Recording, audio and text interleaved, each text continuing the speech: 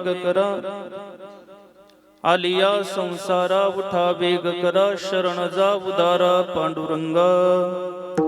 देह हे काळाचे धन कुबेराचे, तेथे मनुष्याचे काय आहे।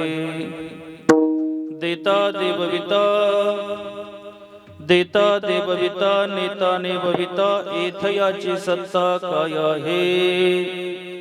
देह हे काळाचे धन कुबेराचे, तेथे मनुष्याचे काय आहे।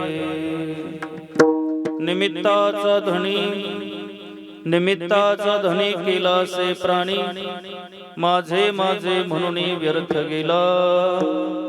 देह हे काळाचे धन कुबेराचे, तेथे मनुष्याचे काय आहे। तुका म्हणे का रे, तुका म्हणे का रे, नाशिवंतासाठी देवास वेआटी पडितोसी। देह हे काळाचे धन कुबेराचे, तेथे मनुष्याचे काय आहे। पांडुरंगा करू प्रथम, पांडुरंगा करू प्रथम, दुसरे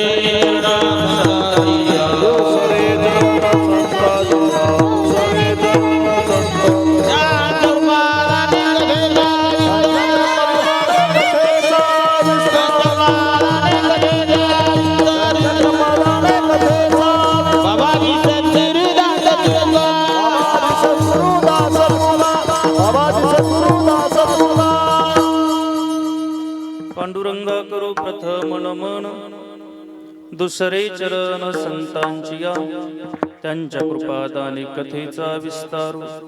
बाबाजी सद्गुरु दास तुका, आत्मरूप गणेशु केलिया स्मरण, होय सकल विद्येंचे अधिकरण। तेच बंधू श्रीचरण श्री गुरूंचे, ते नमस्कारोनी आता। आता कृपा भांडवल सोडी, भरी मती माझी पोतडी। करी ज्ञान पद्य जोडी थोरा माते, मनोजवं मारुत तुल्य वेगम। जितेन्द्रियं बुद्धिमत्तां वरिष्ठं, वातात्मजं वानरयुथ मुख्यं। श्रीरामदूतं शरणं प्रपद्ये, लोकाभिरामं रणरंगधीरं। राजीवनेत्रं रघुवंशनाथं, कारुण्यरूपं करुणाकरन्तं। श्रीरामचन्द्रं शरणं प्रपद्ये, सरस्वती माते द्यावी मज स्फूर्ती। एतो काकुलती तुझ लागी, आपुल्या बाळासी धर्याता हाती। न करी फजिती जनामध्ये, पंढरीच्या देवराया।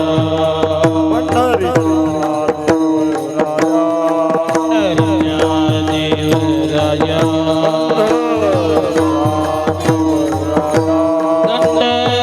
दंडवत तुझे पाया, दंडवत तुझे पाया, दंडवत तुझे पाया, दंडवत तुझे पाया।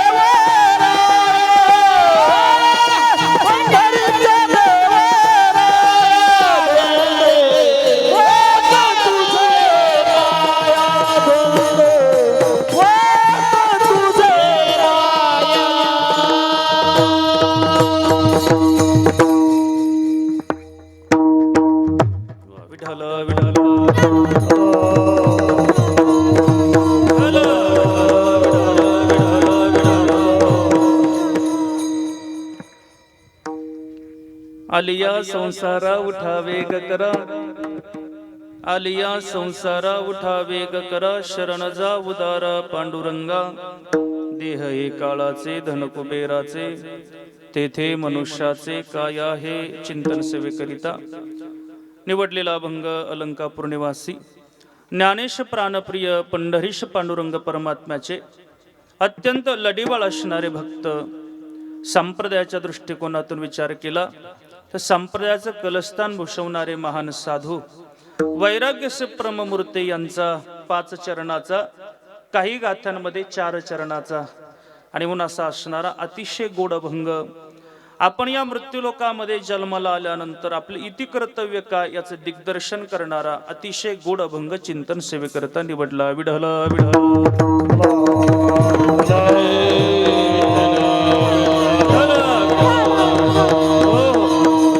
अभंगावरती काही विवेचन करण्यापूर्वी 2 शब्दाचा अल्पसा परिहार. आपल्या श्री क्षेत्र पिंपळगाव माळवी आणि या पिंपळगाव माळवीतील एक आदर्शवत परिवार म्हणजे आपला झिने परिवार. या झिने परिवारातील एक आदर्शवत असणारा व्यक्तिमत्व आदरणीय परमश्रद्धेय पूजनीय असणारे वैकुंठवासी शिवाजी भाऊ झिने यांना आपल्यामधून जाऊन आज 1 वर्ष पूर्ण होतंय. त्यांच्या पाठीमागं असलेला त्यांचा फार मोठा परिवार आहे. त्यांच्या पत्नी आदरणीय गंगा भगीरथी ताराबाई झिने असतील, त्यांचा मुलगा आदरणीय धनंजय दादा असेल, आमचे रामदादा असतील, त्यांची मुलगी आदरणीय संगीताताई गव्हाणे असतील, त्यांचे बंधू आदरणीय भीमराजजी झिने, गोरक्षनाथजी झिने, मच्छिंद्रजी झिने आणि जालिंदरजी झिने. असा फार मोठा मला वाटते नातू पुतणे हे फार मोठा परिवार यांचा आहे. म्हणजे फार अतिशय त्या ठिकाणी मोठा परिवारातील हे व्यक्तिमत्व त्या ठिकाणी अचानक त्या ठिकाणी जाणं झालं आणि या परिवाराला फार मोठी पोकळी निर्माण झाली. आदरणीय शिवाजी भाऊंचा स्वभाव सगळ्यांनाच माहिती, अतिशय शांत महाराज, अतिशय शांत. म्हणजे मला वाटते त्यांच्या जीवनामध्ये कोणाशीच वाद झाला नसेल इतकं शांत व्यक्तिमत्व आणि अतिशय आपल्या मुलांवरती सुसंस्कार त्या ठिकाणी केले आणि अतिशय आदर्शवत परिवार यांनी घडवला. पण प्रत्येक जीवाला या मृत्यूलोकातून जावं लागतं. त्या नियमानं त्यांना 1 वर्षापूर्वी त्यांना इहलोकाची यात्रा थांबवावी लागली, त्यांची प्राणज्योत मालवली आणि म्हणूनच त्यांच्या या परिवारानं, त्यांच्या मुलांना, आमचे रामदादा असतील, धनंजय दादा असतील, त्यांनी अतिशय सुंदर हा 1 दिवसीय नैमित्तिक कार्यक्रमाचं आयोजन केलेलं आहे. विढल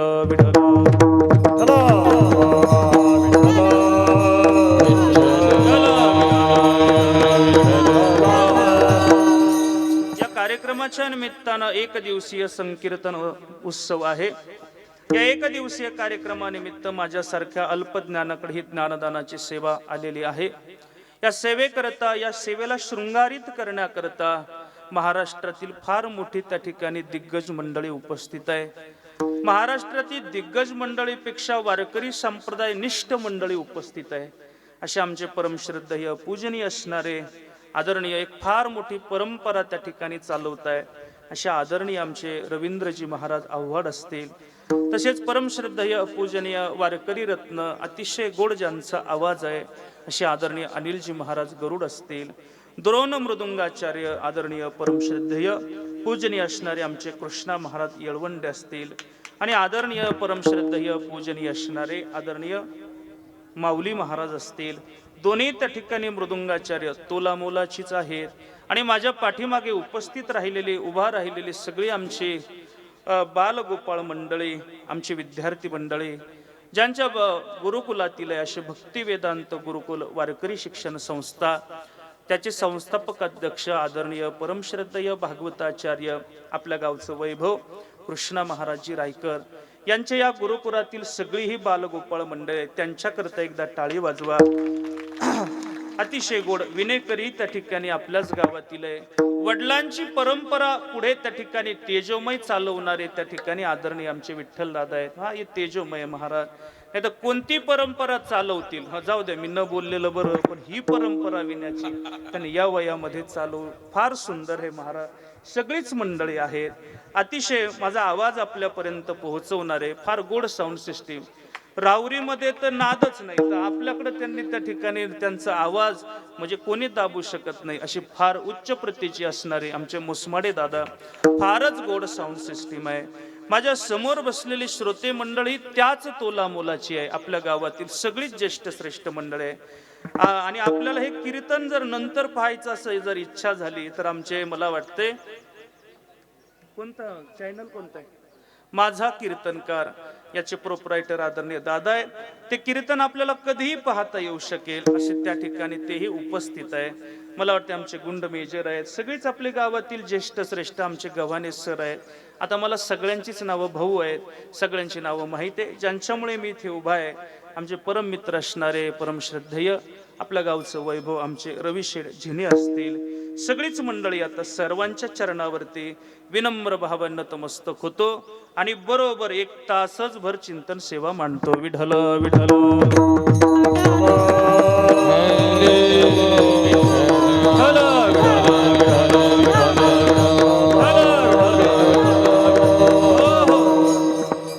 तास मी 12:15च्या पुढे 1 मिनिटभर सुद्धा जाणार नाही. हा परवानगी बरोबर ना? पुढे न गेलेलं बरं राहील, कारण मला पुढे जायचंय. जाऊ द्या आता.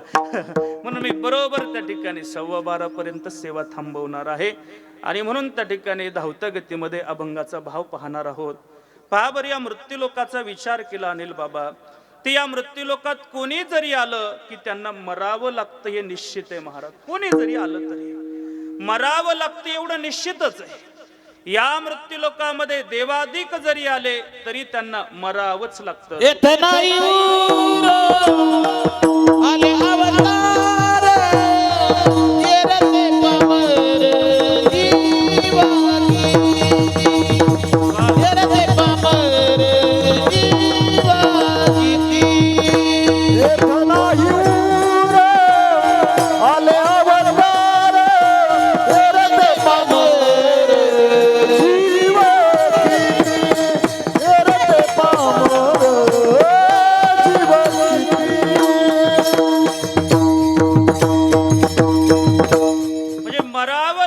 तुकोबरा म्हणतात, येथे नाही उरो आले अवतार. म्हणजे अवतारांना जर थांबता येत नसेल, म्हणजे 9 भी मर गए 10 भी मर गए सहस्र 88, 33 कोटी देवता मर गए पड गए काल के फासी. काळाच्या कचाट्यामध्ये देवादिकांना सुद्धा जावं लागतंय. आपल्या परंपरेमध्ये काही देवता सांगितलेल्या आहेत, त्याच्यामध्ये महत्वाची देवता म्हणजे त्यातील बऱ्याच देवता आहेत. काही अनादि देवता आहे म्हणजे नित्य ज्याला म्हणताय, काही नैमित्तिक देवता आहेत, काही अधिष्ठातृ देवता आहे आणि काही त्या ठिकाणी सांगत असताना मरणाऱ्या देवता सांगतात.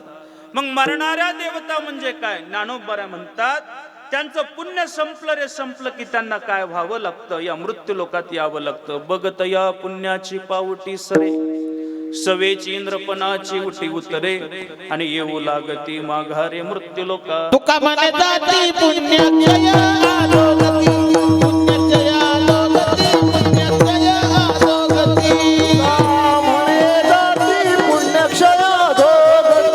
पुण्यक्षय अधोगती, पुण्यक्षय अधोगती. म्हणे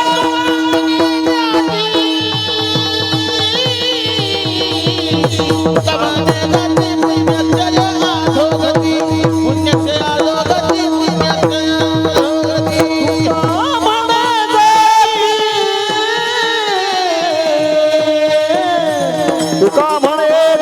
पुण्यक्षय अधो. पुण्यक्षय अधोगती, पुण्यक्षय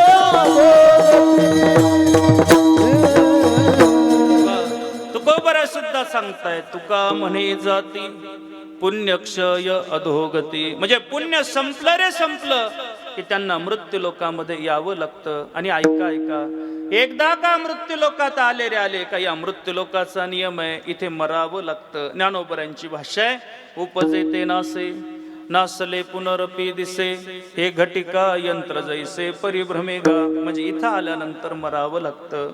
इथे संतही अवताराला आले आणि कार्य परिसमाप्ती झाली, निघून गेले.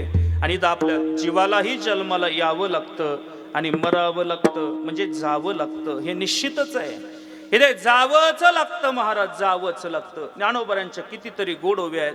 ज्ञानोबरा म्हणतात, देहाची गावा आलिया जन्म मृत्यूच्या सोहळ्या, ना म्हणू नये धनंजया जिया परी. म्हणजे इथे मरावं लागतं. जो जो या देहाला येणार आहे त्याला त्याला निश्चित स्वरूपाने मरावं लागणार आहे, जावंच लागणार आहे. पण आता ऐका, या मृत्यू लोकामध्ये आल्यानंतर जावंच लागणार आहे, हे जरी जेवढं वाक्य मी तोला मोलाचं बोलतोय, म्हणजे जावंच लागणार आहे, 100% जावंच लागणार आहे.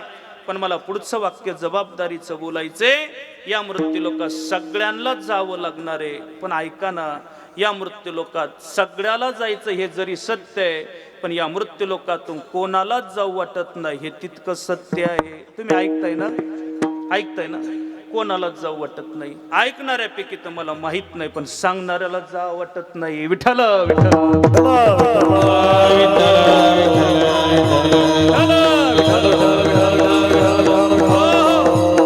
कोणालाच मरू वाटत नाही, कोणालाच नाही, कोणालाच नाही. इथे मरण ज्ञानोबऱ्यांचा शब्द आहे.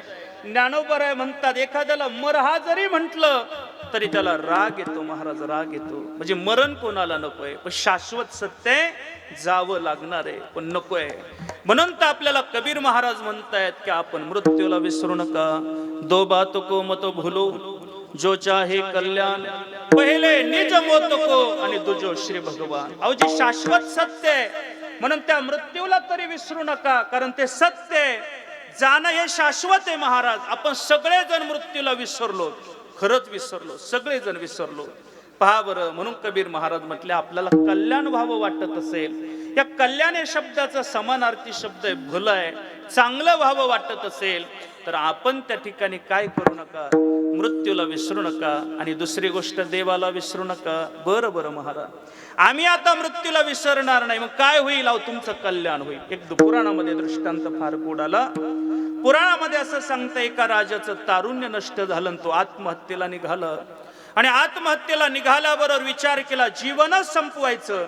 ज्या मार्गाने चालला होता त्या मार्गावरती एका साधूंचा आश्रम होता. जात असताना साधूंच्या आश्रमावरती नजर पडली, साधूंचं भजन त्याच्या कानावरती ऐकू येऊ लागलं. विचार केला मरायलाच चाललोय, पण जाता जाता साधूचं दर्शन घेऊन आपलं जीवन संपून टाकू. तुम्ही ऐकताय ना? हाही विचार येण्याकरता अनेक जन्माची पुण्य आपल्या गाठीशी लागते महाराज. कोणालाही हा विचार येऊ शकत नाही. अनेक जन्माची पुण्य त्याची गाठी असेल. तुम्ही काय तुकोबराय गोड बोलले, मला संत शरणागती जरी आपल्याला प्राप्त व्हावी असं वाटत असेल, संत भेटही व्हावी असं वाटत असेल, तर आपल्या अनेक जन्माचं पुण्य फळाला यावं लागतं. पुण्य फळले बहुता दिवसा, भाग्य उदयाचा ठसा, आणि झालो सन्मुख तो कैसा, संत चरणी लागलो. अहो संताच्या चरणाला कशामुळे लागलो? मला अनेक जन्माचं पुण्य फळाला आलं म्हणूनच लागलो महाराज. तसं नाही लागलो, म्हणजे अनेक जन्माचं पुण्य लागतं. एक वाक्य बोलू का? परमार्थामध्ये पुण्यच लागतं. परमार्थामध्ये जो येतो त्याच्याकडं पुण्यच असतं, या जन्माचं किंवा गत जन्माचं, त्याशिवाय येऊ शकत नाही. नाहीये.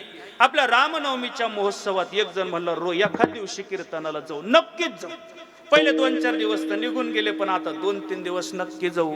नक्की जाऊन त्यानं बायकोला दिवसभर सांगू राहिला, मी आज कीर्तनाला जाणार आहे, माव काय जेवण करू नको, तिकडच जेवण ये, तिकडच जेवण ये, सगळं सांगायला. बायको म्हणले बरोबर, आवरा तुमचं, तुमच्या धाराबिरा काढा तुम्ही जा. मग त्यानं ते सगळं धाराबिरा सगळं जिथलं तिथलं आवरलं, निघाला. गाडीवरती नुसती त्या ठिकाणी टांग मारली, किक चालू केली, नुसती किक म्हणजे ती चावी चालू केली, किक मारणार. तेवढ्यात त्याची मेवणी साडू आले.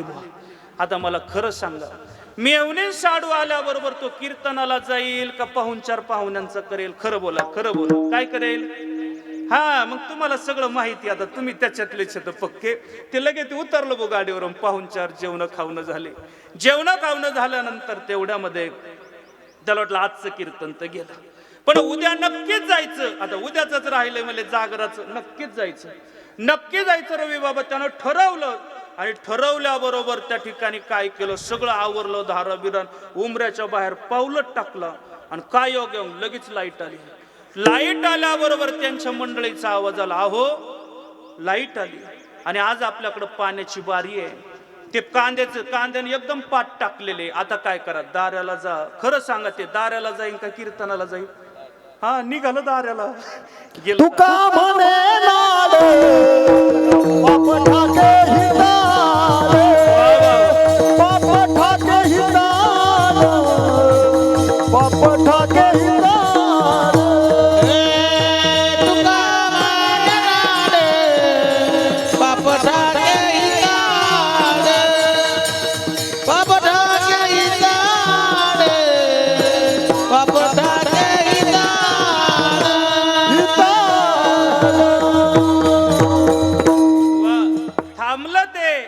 आता ते दाऱ्याला गेलं आणि दुसऱ्या दिवशी वाटलं काल्याला जाऊ. काल्याला जाऊ म्हटलं बरोबर त्या ठिकाणी आता काल्याला जाणार तर रात्रीच फणफणून ताप आला. आता ऐका, ते कालही राहिला आणि सप्ताच गेला. निघायची इच्छा होती पण काय झालं, पहिल्या दिवशी निघाला आणि काय आली, मेवणी साडू आले. आता मला विचारायचंय, मेवणी साडू आले का त्यांच्या रूपाने काय आलं, पाप आलं?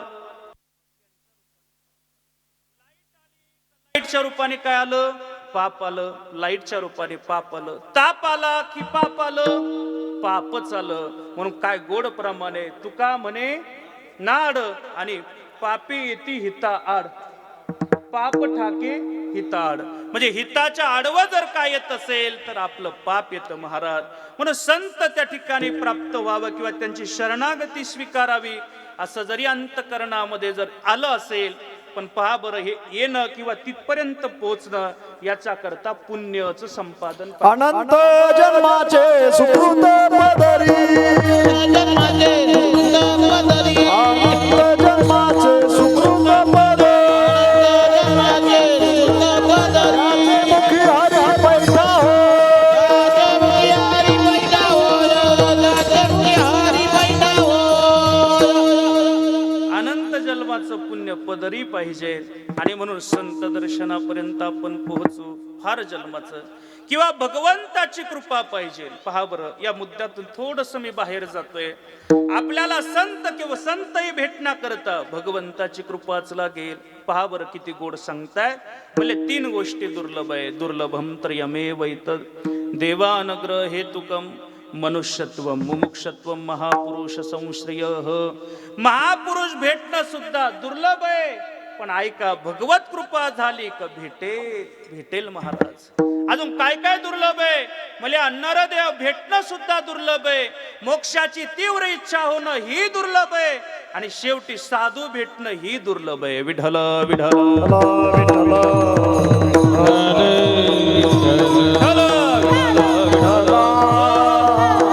नरदेव भेटणं ही दुर्लभ आहे महाराज, दुर्लभ. नरदेव दुर्लभ जाना,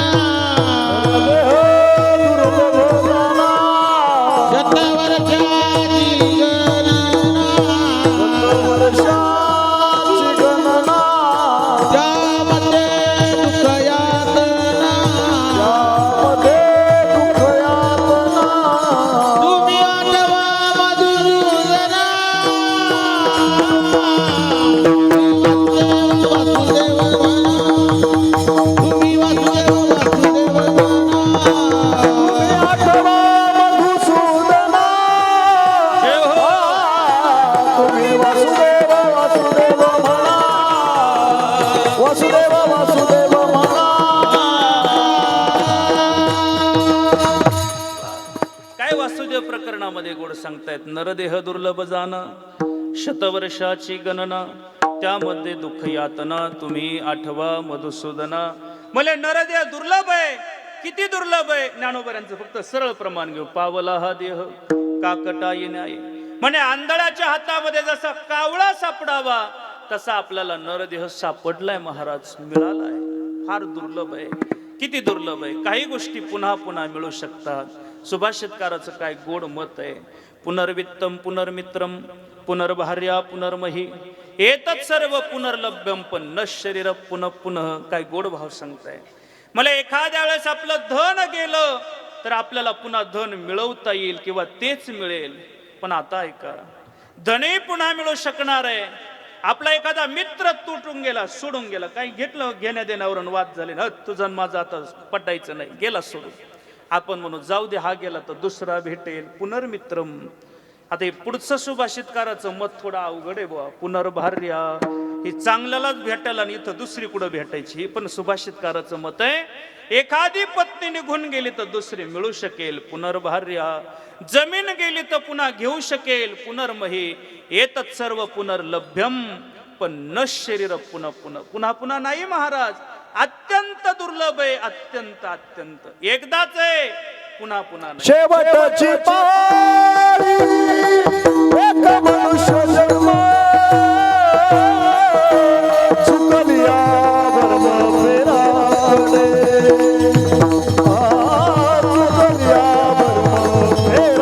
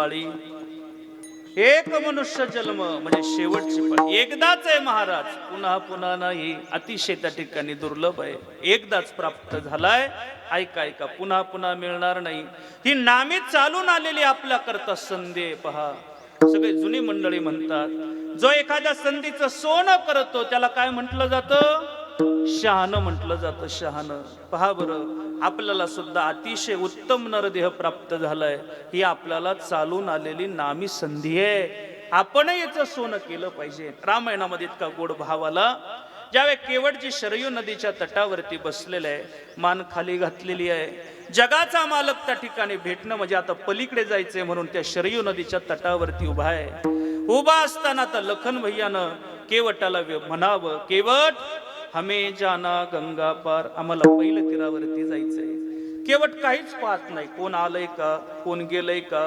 केवटानं जी मान खाली घातली ती काही केल्यावर काढत नाही काही काही केवट कीर्तनाला आले तरी मान वर काढत नाही जे काही काही महाराज मी तर असे पाहिले काही काही जे रामकृष्ण राहिलेला मान खाली घालतात जे विठ्ठललाच काढतात काय त्यांच्यावर कर्ज राहतं हेही कळत नाही काय काय डोक्यावर भार घेऊन बसतात हेही कळत नाही पण केवटानं मान खाली घातलेली आहे पण आता का पाहत नाही पण राग आला लखन भैयाला आणि लखन भैया बोलू लागले केवट तिरे मिजाज म्हणजे तुला कळतंय जगाचा मालक तुझ्या समोर उभा आहे आणि तू साधा पाहत सुद्धा नाही तुला माहितीये का अरे हा जो उभा आहे याचं भजन सुद्धा महादेव करताय भजन करी महादेव भजन सुद्धा महादेव करताय आता केवटानं हळूच मानवरती केले आणि बोलू लागला केवट जे बोलतोय आणि बोलत असताना सांगितलं लखन तुम्ही ज्या महादेवाचं गुणगान करताय ना तो महादेव माझ्यापेक्षा लहानच आहे लहान आहे बोले हो मला त्या महादेवाच्या डोक्यावरून गंगा वाहते आणि माझ्या पायाखालून गंगा वाहते मोठं कोण लखनची तर अक्कलच बंद झाली म्हणून कपड्यावर जाऊ नका एखाद्याचे मळके कपडे असेल मग त्याला काय येत असेल महाराज त्याची उंची हिमालयाची विद्वत्तेची उंची असेल कपड्यावर विद्वत्ता अजिबात ठरत नाही महाराज पहा बरं कपड्यावरती फरक आपलं फक्त सौंदर्य ठरेल पण आपली विद्वत्ता कपड्यावरती ठरू शकत नाही आपण श्री गुरु त्या ठिकाणी वैराग्य मूर्ती रंगनाथ महाराज परभणीकर गुरुजींचा नुसता फोटो पहा काय कपड्याची त्या ठिकाणी काय आपण श्री गुरु वैराग्य मूर्ती अण्णा पहा अजून पहा ना म्हणजे कपड्यावरती विद्वत्ता नाहीये अजूनही ऐकून ठेवा कपड्यावरती अजिबात नाही लखन भैयाला वाटलं रे आपण ज्याला सामान्य समजत होतो हे तर फार विद्वत निघाले म्हणून लखन भैया मागे सरकले प्रभूजी पुढे आले आणि प्रभूजी सांगताय हमें जाना गंगा पार आम्हाला पहिल्या तीरावरती जायचंय केवटानं सांगितलं प्रभू मग मी तुम्हाला माझ्या नावेमध्ये बसवेल पण एक अट आहे काय मी तुमच्या पायाचा महिमा ऐकलेला आहे मैंने तेरी पैरों की महिमा सुनी है प्रभू काय म्हणजे तुमच्या पायाचे रजकण जर साध्या दगडाला लागले तर त्याची काय तयार होते श्री तयार होते मला एका श्रीनं वैताग दिलाय दुसरी पुढे आता मला श्री मग काय नाही मला काय करायचंय तुमचे चरण कमल धुवायचे अंतकरणातला भाव जाणला भगवंतानं त्या ठिकाणी परवानगी दिली केवटानं लगेच आपल्या पत्नीला आवाज दिल्याबरोबर पत्नीला काठवट आणि त्या ठिकाणी गडबा म्हणजे तांब्या घेऊन यायला लावलं आणलं महाराज हा पहा बरं काठवट आणली काठवटी पितळीची राहते बरोबर ना जर्मन स्टील लाकडाची हा मला सांगत जा ना आता मला काही कळत नाही आता आम्हाला कुठं काठवटी पाहायला येतं म्हणून विचारलं बरं काठवट कशाची राहते लाकडाची आणली महाराज जगाच्या मालकाचे चरण कमल त्या काठवटीमध्ये धुतले आता जगाच्या मालकाला नावेमध्ये बसवल्याबरोबर आता नाव पहिलं किनाऱ्याला लागणार आहे पण केवटानं विचार केला नावेमधून माझा जर हा भगवंत उतरला तर माझ्या डोळ्याच्या आड जाईल म्हणून नावेतून उतरूनच द्यायचं नाही तिथेच फिरवायला लागले इकडून चक्कर झाली का पुन्हा इकडून नुसते जागर फिरायला लागल्यावर भगवंतानं विचार केला इथंच फिरवले तर 12:15 इथंच वाजित येईल आता थांबवलं पाहिजे म्हटल्याबरोबर आता लखन भैयानं प्रभूजीला सांगितलं बघा ना म्हटल्यावर प्रभूजी केवटाला म्हणताय केवटजी किती चक्रा मारल्या आता पलीकडे नाव लावा म्हटल्याबरोबर आम्हाला आता दुःख तयार होते केवटानं दिलेलं उत्तर फार गोड आहे प्रभू मी 2-4 चक्रा मारल्या तर तुम्हाला दुःख होतंय आम्हाला किती चक्रा मारायला होतं हे बरोबर आहे किती वेळा जन्मा यावे किंवा पुनरपी जननम हे काय आम्हाला किती चक्रा मारायला होतं तुमच्या 2-4 चक्रा तुम्हाला तुम्हाला दुःख व्हायला लागलं. भगवंत म्हणले उशीर होईल, पटकन नाव किनाऱ्याला लाव. नाही चिंतन, पलीकडे आले, नाव किनाऱ्याला लावल्याबरोबर आता त्या ठिकाणी नावेतून सगळे उतरले. उतरल्याबरोबर आता काय केलं भगवंतानं, आता सीतामयला खुणवलं. हातातील सीतामयनं मुदीना अंगठी काढली. प्रभूजी अंगठी घेतायत आणि त्या ठिकाणी केवटाला देताय. केवटजी एवढी अंगठी घ्या, घ्या. का बरं? कारण तुम्ही मला तुमच्या नावेत आणलं, म्हणजे माझ्यावरती उपकार केलेत, उपकाराची उत्तीर्णता म्हणून घ्या, घ्या ना. तुम्हाला बोलू का एक वाक्य?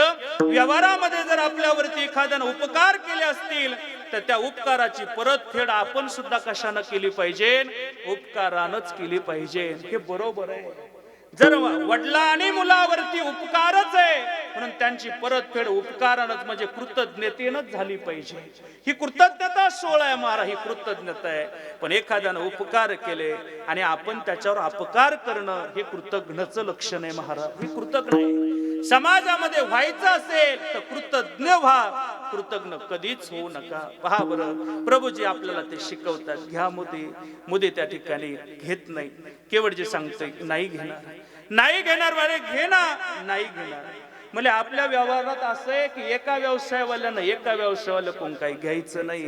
म्हणजे नाही सेना नाही ले, धोबे सेना धोबिले. अलीकडे कीर्तनकार से कीर्तनकार नाही ले. हे जाऊ दे, आपलं आहे बरं, हे आपल्याकडे, हे अलीकडे. म्हणजे आले आपल्या एका व्यवसायाला एका व्यवसायाला घ्यायचं नसतं. म्हणजे एका व्यवसायाला घ्यायचं नसतं. म्हणजे आपण म्हणले तूही नावडे मी नावडे, फक्त तू भवसिंधूचा नावडी आहे आणि मी छोट्या शरयू नदीचा नावडे, मी घेणार नाही. बराच वेळ संवाद झाला आणि लखन भाईला वाटलं एवढा वेळ घातलाय. लखन भाईने लांब केवटाला नेलं, सहज विचारलं केवट एवढा वेळ का रे? आम्ही आलो तरी मान खालीच घातली होते, आता इथं आला तर एवढी चर्चा काय बरं, एवढा वेळ का घातला? केवटानं दिलेलं उत्तर फार गोड होतं. ऐकताय ना सगळे? केवटजी सांगतायत प्रभूजी काय काय वारंवार थोडेच माझ्याकडे नाव मागण्याकरता आले असते का? त्या चालून आलेत की माझ्याकरता आज नामी संधी होती आणि मला माहिती आहे आता या संधीचं मला सोनच करायचं होतं, म्हणून मी या संधीचं काय केलं? सोनच केलं. जसं केवटानं संधीचं सोनच केलं तसं आपल्यालाही शरीर रूपी संधी प्राप्त झालेली आहे. आपण या शरीराचं काय केलं पाहिजे? बोला बोला, काय केलं पाहिजे? काय केलं पाहिजे? लोखंड काय काय बोला बोला, काय केलं पाहिजे? सोनच विढला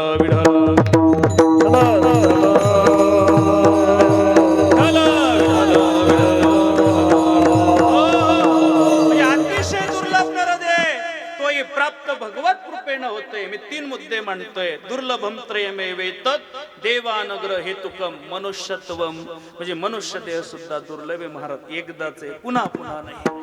जुने कीर्तनकार दृष्टांत सांगायचे. काय झालं, एकाला गावात खोड्या करायची सवय होती. नुसतं जो येईल त्याचे भांडणं लावून द्यायचे. चांगलं 2 भावाचं चाललं, धिलीच काडी टाकून गावात भांडणं लावायची सवय. रोज ते भांडणं जर त्या ठिकाणी विकोपाला गेले का घरी आईला सोडवण्याकरता यायची. ते बघा ना तुमचं कार्ट भांडणं लावतंय. आई वैतगली. आईने विचार केला याचे आता काय केले पाहिजे? 2चे 4 केले पाहिजे, म्हणजे लग्न लावून दिलं पाहिजे. आई मी तुम्हाला विचारतो, बऱ्याच आईंना वाटतं मुलाचं लग्न झालं की पोरग सुधरण. मला खरं सांगायचं, सुधरतं का बिघडतं? बोला, खरं बोला. काय बोला बोला, काय?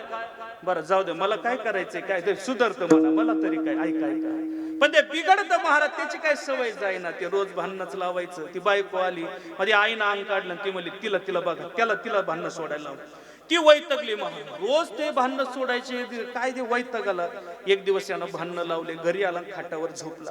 झोपल्याबरोबर त्या ठिकाणी ते आलेच. म्हणजे काय तुमच्या मालकाने भांडणं लावलेत, सोडवा आता. सारे रक्तभंबाळ लोक भांडणं झाले, मारामाऱ्या झाले, आता याला कोण जबाबदार?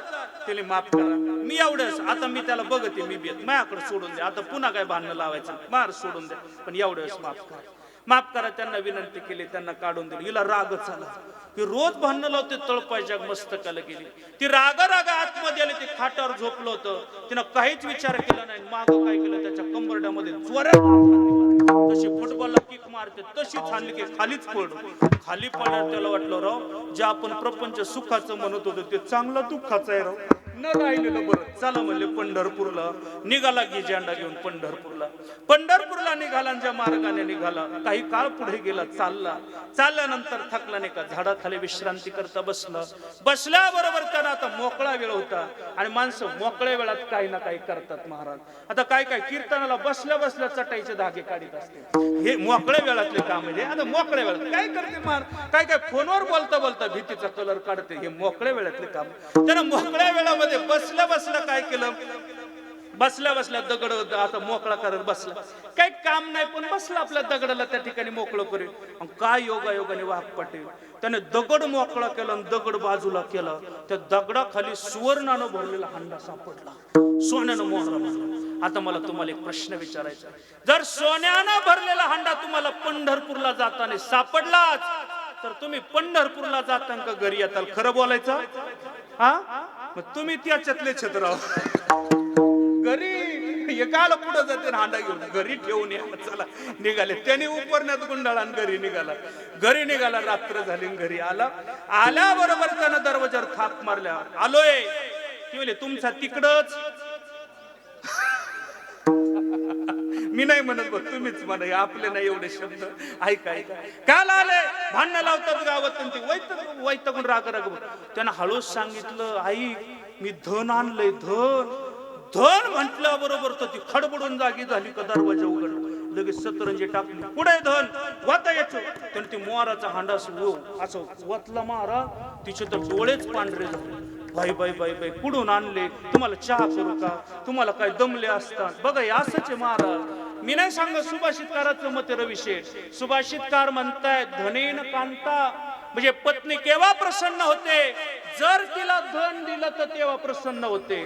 म्हणून नोकरीवाल्याला विनंती पगार झाला की तिच्या हातात आणून देत जा.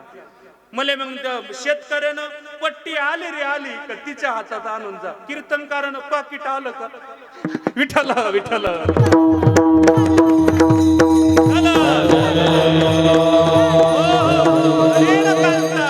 धनाने पत्नी प्रसन्न होते. तिनं लगेच त्या ठिकाणी सतरांचे धन लगेच आता चहा पाणी व्यवस्था. ते म्हणलं ऐक आता थोडं आता संध्याकाळचे मी काय करतो आराम करतो. आराम केल्यानंतर काय करतो? आराम झाल्यानंतर सकाळी उठतो. मग म्हणजे सकाळी जातो पुन्हा गावात भांडणं लावतो. मग म्हणले पुन्हा भांडण सोडणं करता येईल. मी त्याच खाटावर झोपतो. झोपल्याबरोबर तू काय करायचं? मला पुन्हा लात मारायची आणि पुन्हा राग त्या मार्गाने निघन. पुन्हा एका दगडाला मी काय करेन? जोटेल. काय योगा त्या दगडाखाली पुन्हा मला मोहराचा हांडा सापडेल. आता विचारायचं सापडेल का हो?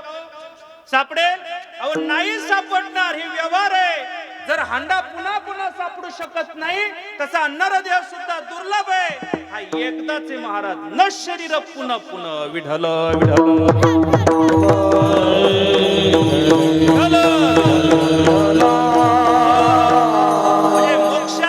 मनुष्य जन्म मिळणं दुर्लभ आहे.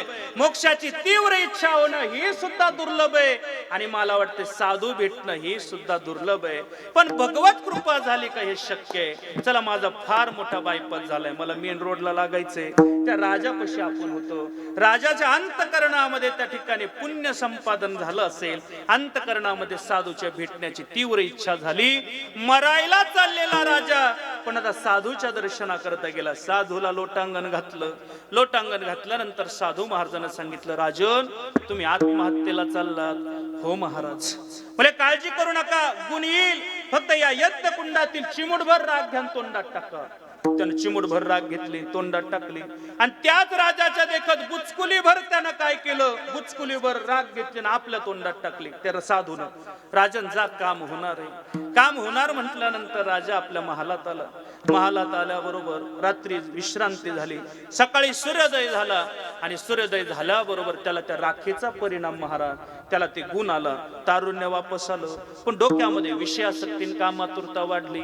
विचार केला अरे मी जर एवढी राग खाल्ली तर माझ्या डोक्यामध्ये कामातुरता आणि विषयासक्ती जागा झाली. पण ऐका ना त्या साधूनं माझ्या देखत बुचकुलीभर राग खाल्ली. त्याचं काय झालं असेल? भाऊ असंच आहे. आपण आपल्या डोळ्यातलं मुसळ पाहत नाही कुसळ पाहत नाही. म्हणजे काय ते आपण आपल्या डोळ्यातलं मुसळ पाहत नाही पण लोकांचं हा हे एवढंच मला म्हणायचं. त्यानं पाहून घ्या. हे असंच आहे महाराज. की काही गरज नव्हती, पण आता विचारणा करता गेला. साधू महाराजांना विचारलं, साधू महाराज अहो ऐका ना, काय काय नाही, मी एवढे चिमूटभर त्या ठिकाणी काय केले, राख खाल्ली तर मला त्याचा परिणाम झालाय. पण तुम्ही माझ्या देखत बुचकुलीभर राख खाल्ली, तुमची काय अवस्था मी शोधना करता आलो. साधू महाराजांनी सांगितलं, राजन मला आता तुझं पुढचं भविष्य कळतंय, तो 7 दिवसात मरणार आहे. त्याला वाटलं विचारायला काय आलो, पदरात काय पडलं, निराश झाला, महालात आला. 7 दिवस गेले. 8व्या दिवशी झोपेतून उठला, सूर्योदय पाहिला. अरे मी आज वाचलोय, हे सगळी साधूची कृपा आहे. आपण दर्शना करता गेलो पाहिजे. पुन्हा दर्शना करता साधूंना त्या ठिकाणी प्रणाम केलं. आज कशाला आला? काही नाही महाराज, मी तुम्ही 8 दिवसापूर्वी आलो तर तुम्ही सांगितलं 7 दिवसात मरणार आहे, आणि आता मी त्या ठिकाणी जिवंत, ही तुमची कृपा आहे. मला त्या मग साधू महाराजांनी सांगितलं, राजन तू 8 दिवसापूर्वी एक प्रश्न विचारला होता, मी बुचकुलीभर राख खाल्ली तू चिमूटभरचा तो प्रश्न आहे, मी त्याचं उत्तर देतो. राजन तू या 7 दिवसामध्ये मरण म्हटल्यावर काय काय केलं, खरं सांग बरं. तर राजानं सांगितलं, महाराज मी 7 दिवसामध्ये सगळे चांगलेच काम केले. काय केले? सगळे चांगलेच काम केले. काय काय केलं? सगळं चांगलं केलं. आमच्या 2 राज्याच्या मध्ये एक वादाचा तुकडा होता. असं वाटलं मी मरणार आहे तर कशाला ठेवायचं, त्यालाच देऊन टाकायचं, त्याला देऊन टाकला. सगळ्या नातेवाईकांबरोबर बोलायला लागलो, जनतेकरता चांगले निर्णय घेतले. सगळ्या जनतेच्या सोसायट्या माफ केल्या. जमलं का? अजून काय करायचंय माफ?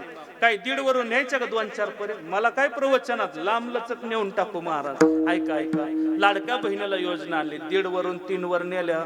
सगळे चांगले. राजन या 7 दिवसामध्ये एखादा वाईट विचार, एकही वाईट विचार आला नाही. आता ऐका, त्या महाराजांना दिलेलं उत्तर फक्त ऐका. महाराजजी सांगतायत, राजन जर 7 दिवसामध्ये तू मरण म्हटल्यानंतर एकही वाईट विचार आला नाही, ऐकणार आहे, आम्ही नित्य भगवंताच्या समोर गेलं का आम्ही फक्त विचार करतो आजचा शेवटचा दिवस आहे, नित्य मृत्यूचं स्मरण करतो. त्याचा परिणाम असा आहे, आम्ही बुचकुलीभर काय पाठीभर जरी राख खाल्ली तर एकही वाईट विचार डोक्यात येत नाही, कारण नित्य मृत्यूचं स्मरण आहे. विठ्ठल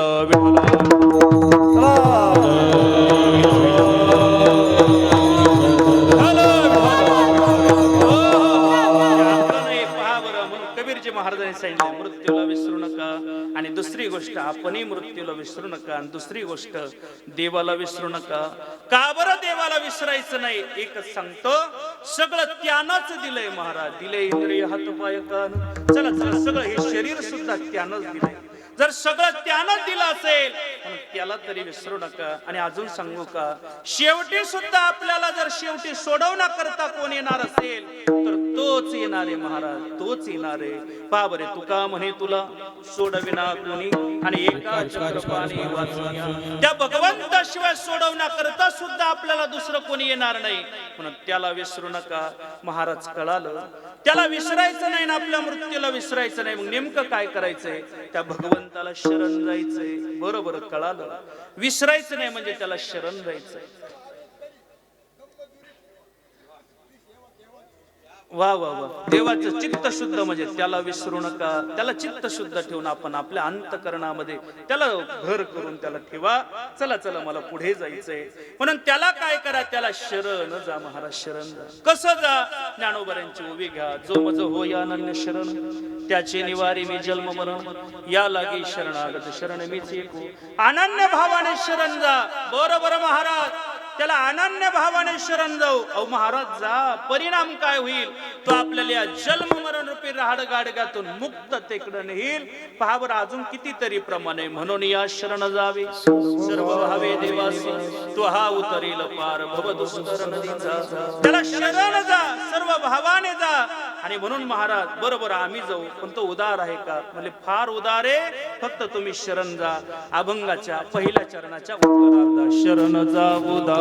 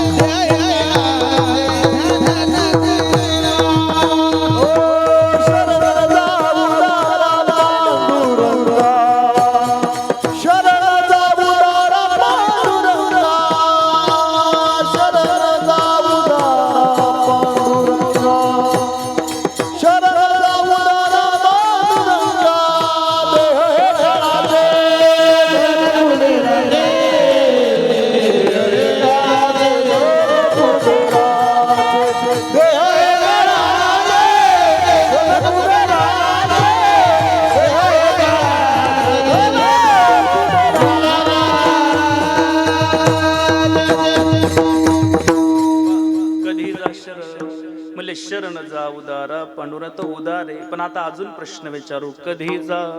नेमकं जायचं कळालं, पण कधी जा? म्हणले आली या संसारा. म्हणजे संसार या शब्दाचा अर्थ करत असताना शरीरा, म्हणजे शरीराला आल्याबरोबर शरण जा उदारा पांडुरंगा. बरोबर कळालं. शरीराला आल्यानंतर त्या भगवंताला शरण जायचं, कारण तो उदार आहे म्हणून जायचंय. ज्याच्याकडे जी मागण्याची इच्छा करू ती आपल्याला परिपूर्णतेनं देतो, म्हणून त्याच्याकडे शरण जा. त्या उपमुन्यानं वाटीभर दूध मागितलं महाराज, तर क्षीरसागर देऊन टाकला. एवढा उदार आहे म्हणून त्याला जा. परत बरोबर महाराज शरीराला आल्यानंतर जा. प्रश्न निर्माण करतो. ऐकताय ना सगळे? ऐकताय ना? मी इकडे ह भप, हा तुम्ही तिकडच पाहताय, मी इकडं इकडं. ऐका ऐका. कधी जा म्हटले? शरीराला आल्यावर जा. पण महाराज आम्ही या शरीराला का आलो, याची काय कारण आहे? का शरीराला आलो? पटपट कारण सांगतो. आपल्याला शरीराला येण्याचं पहिलं कारण आहे वासना आहे. जन्म येणे गेले, जन्म घेणे लागे वासनेच्या संगे. जन्म घे म्हणजे वासना जी होते त्या वासनेमुळे जन्माला यावं लागतं. काय भगवंत गोड बोलले, अंतकाले क्षमामी स्मरण मुक्त्वा कलेवरम यस्प्रयाति समद्भावम याति नास्त्यत्र संशय. म्हणजे संशयच घ्यायचा नाही. अंत समयाची जशी वासना तयार होते त्याच स्वरूपाने आपल्याला जन्माला यावं लागतं. जन्माचं पहिलं कारण वासना आहे, यावं लागतं. कितीतरी उदाहरण देता येतील. आपल्या भारत देशाचं नाव ज्या राजामुळे भारत पडलंय तो राजा म्हणजे जड भरत नावाचा राजा आहे. सगळं मुलाच्या ताब्यात दिलं, वनामध्ये भगवत प्राप्ती करता निघाला. आणि भगवंताचं भजन करता करता काय झालं, एक दिवस स्नाना करता नदी पात्रात गंगेमध्ये गेला. स्नान करत होता. योगायोगानं त्याच वनामध्ये एक गर्भवती हरणी आहे आणि तिच्या पाठीमागं वाहक लागलेला आहे. त्यानं डरकाळी फोडली. पुढेही जीवाच्या आकांतानं हरणी पळते, तिच्या पाठीमागे तो वाहक पळतोय.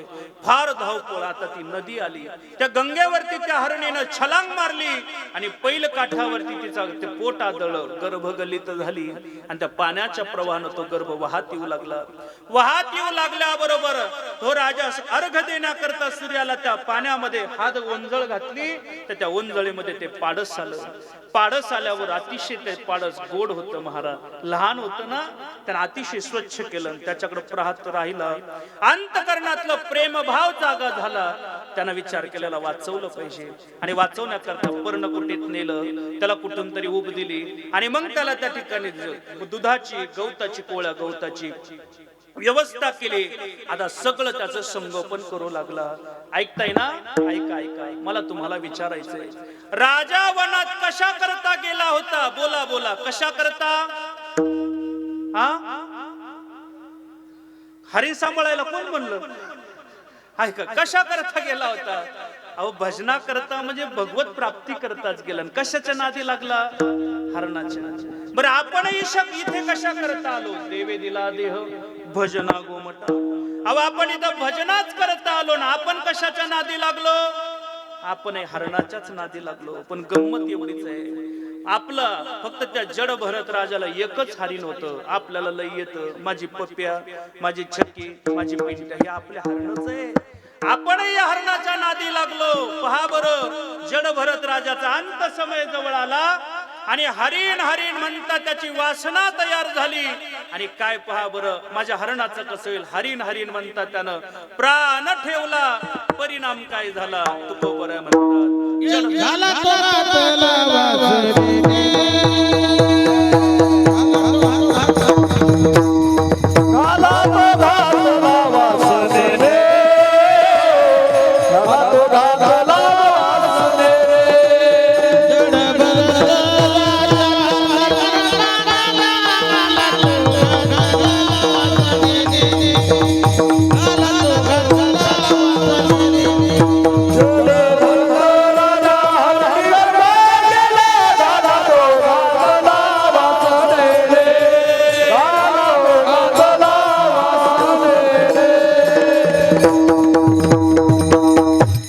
जड भरत जड भरत राजा हरणी गर्भी गेला. कशामुळे गेला? घाला तो घातला वासनेने. वासनेचा परिपाक झाला म्हणजे शेवट वासना हरिणमय झाली आणि जन्म त्याला काय घ्यावा लागला, हरण्याच्या गर्भी घ्यावा लागला महाराज. म्हणून जन्माचं कारण हे वासना आहे. पहिलं कारण कळालं. अजून काय महाराज जन्माचं कारण? दुसरं कारण सांगतायत, कर्म भोगना करता या मृत्यू लोकात यावं लागतं. काय ज्ञानोबरांची भाषा आहे. केले कर्म झाले, त्याचे भोगाले, उपजलेले ऐसे, उपजलेले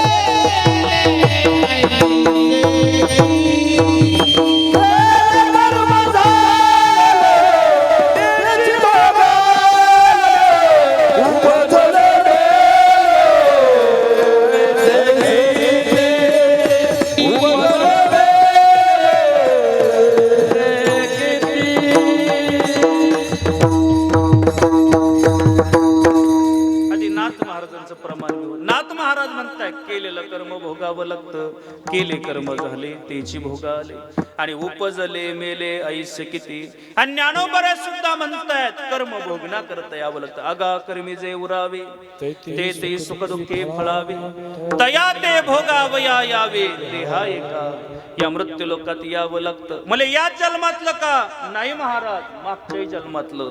काय ज्ञानोबऱ्यांचे वे झाड जाणी जे फुले, मानस जाणी जे बोले आणि भोग जाणी जे केले पूर्वजन्मीचे. मला गेल्याही जन्मातलं शिल्लक राहिलं तर इथे भोगावं लागतं महाराज. हा महाराज, पर्याय नाही, 100%च भोगावं लागतं. कोणाची सुट्टी नाही. पहा बरं, त्या भागवतामध्ये अतिशय गोड भावाला भागवतकार सांगतायत काय झालं. ज्यावेळेस षडपंजरीवरती त्या ठिकाणी पितामह भीष्माचार्य पडले आणि जगाचा मालक भेटण्याकरता आला. भेटण्याकरता आल्यानंतर दोघांचा फार गोड संवाद आहे. भेटण्याकरता आल्यानंतर दोघं संवाद करत आहे. पहा बरं, त्यात ते कन्यावर येते रूप माझी मुलगी, ते फार मोठा संवाद आहे. मला वेळ घालवायचा नाही, शेवट सांगायचं. पितामह भीष्माचार्य म्हणताय, देवा माझ्या मनानंही पाप केलं नाही. मनानं बरं, मनानं तरी मला त्या ठिकाणी काय झालं, 113 बाण अंगामध्ये शिरले, त्या षडपंजर पडावं लागले. याचं कारण काय? दिलेलं उत्तर फार गोड आहे. ऐकताय ना तुम्ही? ऐका बरं, ऐका ऐका. दिलेलं उत्तर भगवंताने सांगावं. या जन्मातलं नाही, गेल्या जन्मातलं शिल्लक राहिलंय. म्हणजे काय शिल्लक राहिलंय? म्हणजे अहो, गेल्या जन्मामध्ये तुम्ही हे कर्म केलं होतं, तेच भोगना करता आलंय. काय केलं होतं? म्हणजे शिकारी करता चालले होतात आणि एक वाटेमध्ये सरडा होता. सरड्याचं डोकं कुठं राहतं? सरड्याचं डोकं वर राहतं. मग ज्याचं डोकं वर राहतं तो कोण? मी तसं कशाला म्हणजे सरडा नका ना म्हणून, म्हणजे हे असं कुठं म्हणजे आपलं म्हणजे सरडा म्हणजे ज्याचं डोकं वर तो कोण? आता तुम्ही म्हणले म्हणून ना, म्हणजे डोकं सरड्याचं वर डोकं राहतं, त्याचं वरती, त्याचं वरती पाहत होता आणि याला राग आला. अरे मला सगळे नमस्कार घालतात आणि हे माझ्याकडे वरती पाहत. याचं बेत पाय म्हणे बाण काढला आणि त्या काय केलं, त्या सरड्याला उचललं आणि काठीवरती फेकलं. त्याच्या छातीमध्ये काटा शिरला आणि सरडा गतप्राण झाला. भगवंताने सांगितलं, सरड्याच्या अंगामध्ये काटा शिरला आणि तो गतप्राण झाला आणि हेच कर्म भोगना करता आलं. ते म्हणले बरोबर आहे. मला सरड्याच्या अंगात किती काटे शिरले? एकच शिरले. मग माझ्या अंगात किती शिरायला पाहिजे? एक पाच झाला होता.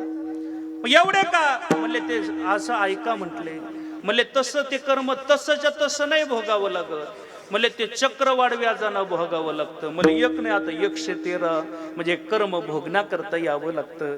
सगळं पाहून घ्या. राम प्रभू वनवासात का गेले? फक्त कर्म आहे महाराज. कर्मे श्रीराम वनवासा गेला, कर्मे रावण क्षय पावला, कर्मे दशरथ वियोगे मेला, वियोग झाला सीता देवी. हे सगळं जर कशामुळे झालं असेल, याचं कारण फक्त कर्म आहे महाराज. कर्म कोणाला चुकवता येत नाही. आपल्याला सगळे दृष्टांत माहिती आहे. मी एकच भाव सांगतो, तुम्ही ऐकताय ना? आपण ज्या इंद्रियानं कर्म करू महाराज, त्याच इंद्रियाला कर्म भोगावं लागतं. एवढी कर्माची क्लिष्टता आहे. विठ्ठल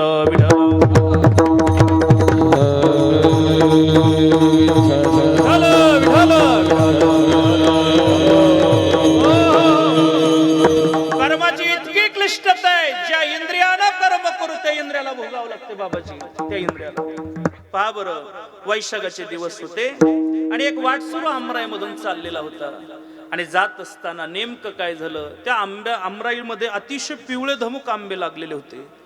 तो आंबा त्या ठिकाणी पाहिल्याबरोबर त्या ठिकाणी या वाटसरूला वाटलं या वाटसरूला वाटलं मला आंबा खायला मिळाला पाहिजे, खायला मिळाला पाहिजे, म्हणून त्यानं त्या आंब्यावरती नजर गेली. काय योगायोग आहे, याची ज्या आंब्यावरती नजर गेली त्या आंब्याची सुद्धा नजर याच्यावर गेली. त्याला वाटलं याच्याच पोटात गेलं पाहिजे. काय योगायोग आहे. याला पाहता क्षणी तोही आंबा जमिनीवरती त्या देठावरून खाली तुटला आणि खाली पडला. आंब्याच्या झाडावरून तुटला आणि खाली पडला. खाली पडल्याबरोबर एक गुजराती कविताकारानं कविता लिहिली, आंबा पडे पेड़ छू देखा दो जने. आंबा झाडावरून खाली पडला, किती जणांनी पाहिला? बोला बोला किती? 2 जण, म्हणजे 2 डोळ्यानं पाहिला. कविताकार म्हणतोय ज्यानं पाहिला त्याला पळता आलं नाही. देखा सो दौडी जा नाही, दौडी जा 2 जने. दुसरे 2 पळत गेले. कोण? पाय त्याच्यापर्यंत गेले, पण पायाला काही त्या ठिकाणी घेता आलं नाही. कविताकार सांगतोय दौडी जा सो पाया नाही, पाया 2 जने. दुसऱ्या 2घांनी घेतले. कोणी? हाताने. मग हाताला काय खाता येत नाही, पण कंसातलं वाक्य काहींना सया करून येतं. कंस पूर्ण बरं माझा इथपर्यंतच होता.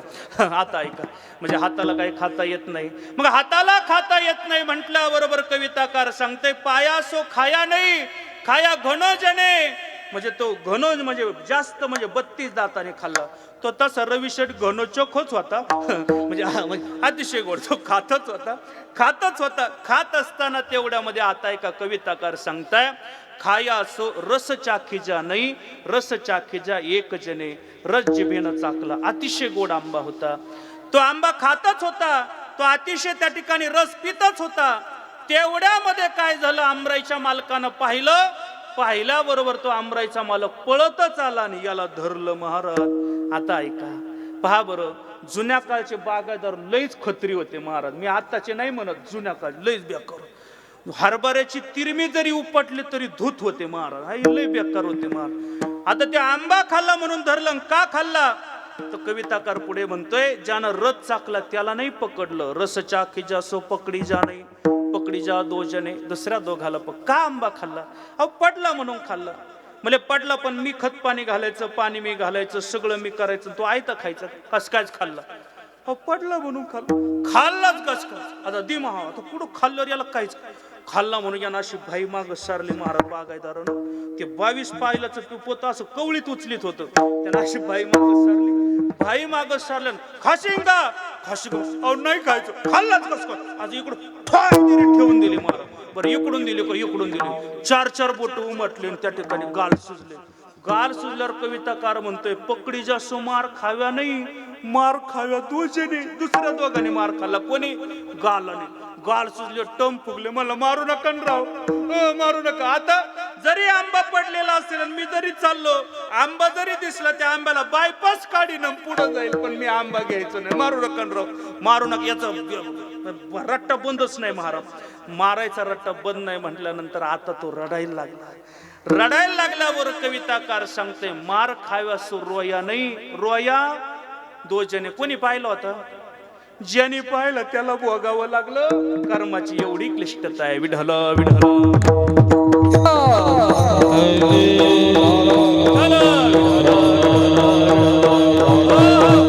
म्हणजे इथे भोगावं लागतं महाराज, पर्याय नाही. भोगण्याकरता यावं लागतं. अजून काय जन्माचं कारण? म्हणजे पाप पुण्य समसमी तेव्हाच मिळे कर्मभूमी. याच्यामुळे आपल्याला कर्मभूमीत यावं लागतं. किंवा त्या ठिकाणी जन्मा येणे घडे पातकांचे मूळ, म्हणजे जन्माला यावं लागतं.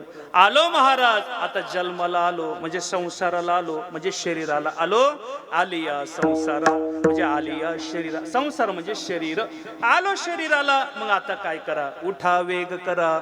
आता वेग धारण करा आणि त्या भगवंताला काय करा? शरण जा उदारा पांडुरंगा. बरोबर महाराज. आलिया संसारा, उठा वेग करा, शरण जा उदारा पांडुरंगा. त्या उदार असणाऱ्या पांडुरंगाला शरण जा. का जा? कारण आपल्याला माहिती आहे धन हे सगळं जर पाहिलं, देह हे आपलं काहीच नाही. मग हे कोणाचं आहे? अभंगाचं. देह हे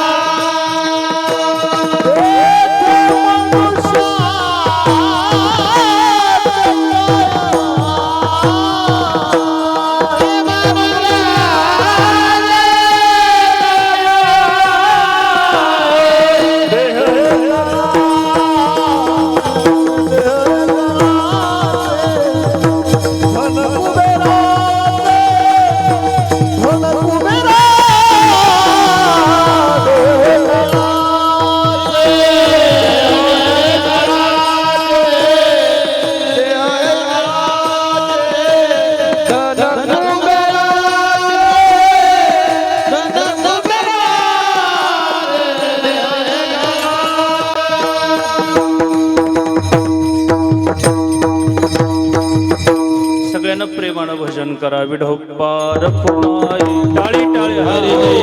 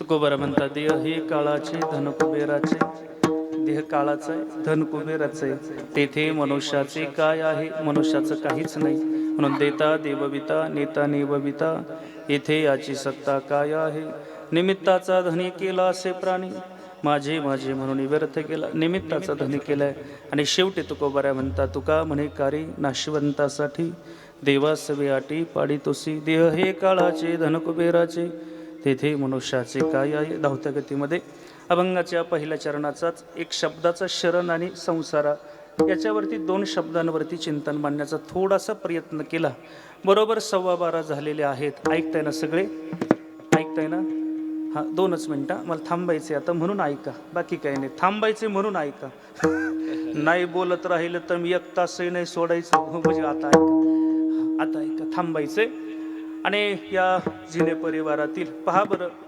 कधी कधी बरीचशी मंडळीला हा प्रश्न पडतो काही शिकलेल्या मंडळीला सर काही बऱ्याच शिकलेल्या मंडळीला असा काही प्रश्न आहे की पिंडदान हे कर्मशास्त्र आहे पिंडदान हे कर्मशास्त्र आहे मग याला भक्तिशास्त्राची जोड का दिली कीर्तन प्रवचन हे कशा करता ते कर्मशास्त्र देवबाप्पाकडून पूजा केली की आपण जेव घालायची लगेच लोक वाट लावायची विषय संपला असतं बरं आता 12-1 वाजेपर्यंत आपल्या लोकांना थांबून धरायचं हे का बरं असं याचं कारण काय याचं उत्तर फार गोड मिळालं महाराज पहा बरं कर्मशास्त्र करत असताना फार क्लिष्टता आहे म्हणजे फार क्लिष्टता आहे मी एकच उदाहरण देतो तुमच्या लक्षात येईल ज्यावेळेस आपण कर्मशास्त्र करतो त्यावेळेस देवबाप्पा यजमालाला सांगतात नेत्रोदक स्पर्शः काय करा डोळ्याला पाणी लावा डोळ्याला पाणी लावलं जातं 3 वेळा आचमन करायला लावता केशवाय नमा गोविंदाय नमा माधवाय नमा 3 वेळा आचमन केलं जातं आता कर्मशास्त्र ऐका आचमन करण्याकरता किती पाणी घ्यावं याला कर्मशास्त्रामध्ये नियम आहे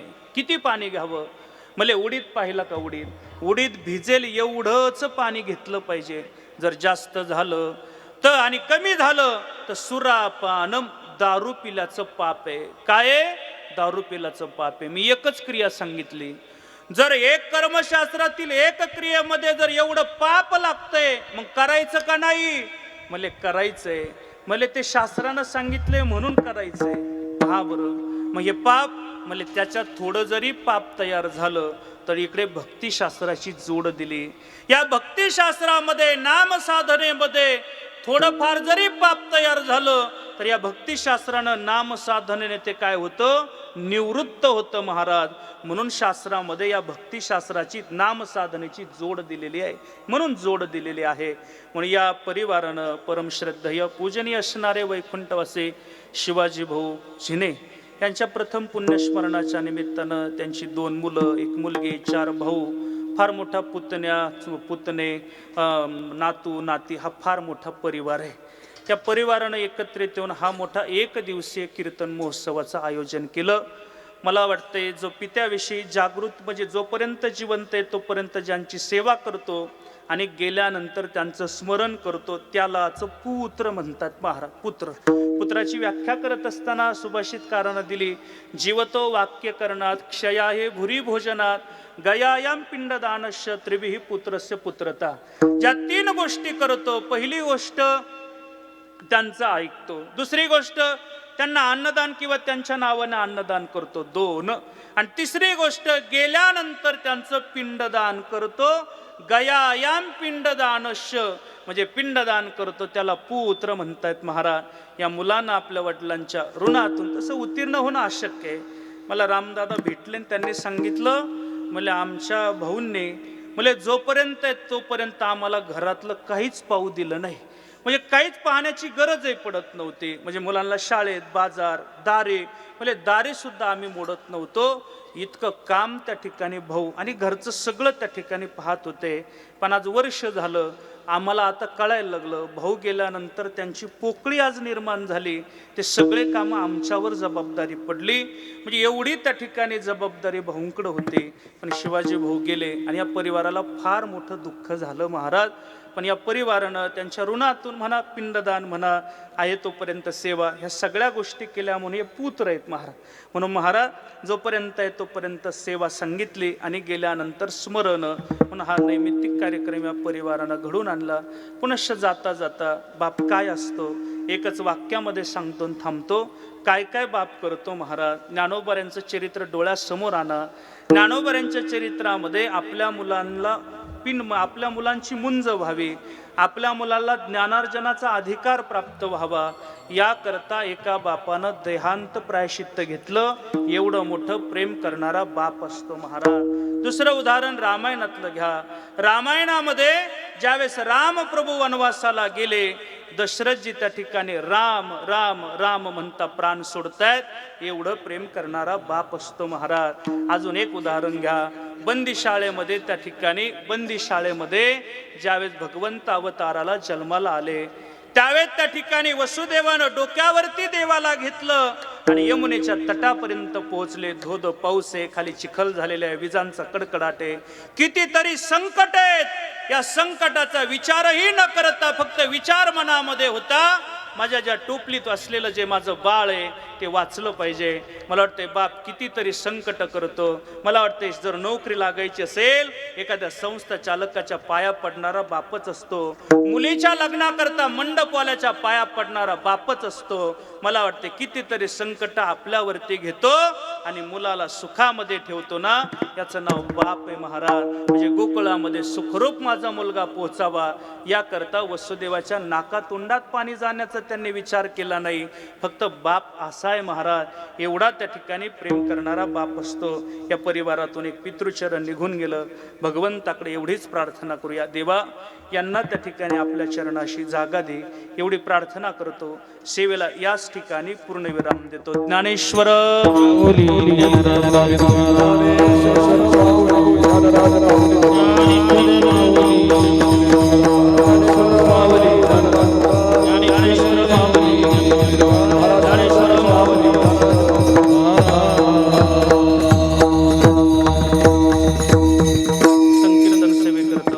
असणारी परमश्रद्धेय अनिलजी महाराज असतील, परमश्रद्धेय त्या ठिकाणी रवींद्र बाबा असतील, परमश्रद्धेय ज्यांच्या वारकरी शिक्षण संस्थेतील अशी सगळीच विद्यार्थी मंडळ आहे.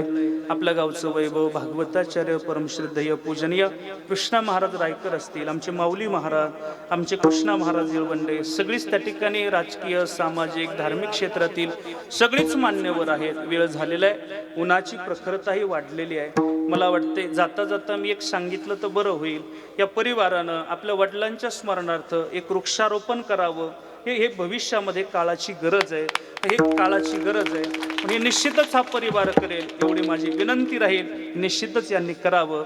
त्यांच्या स्मरणार्थ त्यांनाच म्हणून हे आपलंच त्या ठिकाणी वडिलांचं पुण्यस्मरणाच्या दिवशी वृक्षारोपण आपण केलं, हे आठवणही राहील. त्यांनी एक वृक्षारोपण करावं एवढी प्रार्थना करतो आणि झालेल्या सेवेला याच ठिकाणी पूर्णविराम. तुकाराम तुकाराम.